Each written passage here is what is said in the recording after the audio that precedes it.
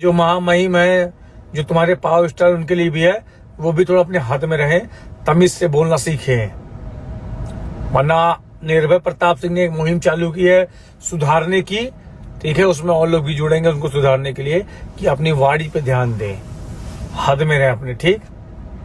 और तुम लोग जिनका फैन पे चलाते हो, आई जो लिख रहे हो अंडमान बहन चौथी जो गरियार हो मुझे सब लोग, इससे माँ बहन करिए, उससे कोई मतलब नहीं भाई, तुम्हारी भी बहन है, तुम्हारी माँ है, याद रखना, ठीक।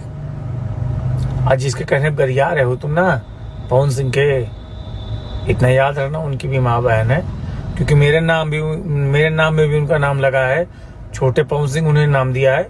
तो मुझे गरिया हो तो इतना जान लो कि तुम अपने पवन भैया गरिया रहे हो, ठीक। उनका नाम मेरे नाम में लगा है। तो इतना तुम लोग गाली गलौज करोगे ना, तो तुम लोग बहुत ही बड़े अनपढ़ हो यार, कि तुम लोग जो है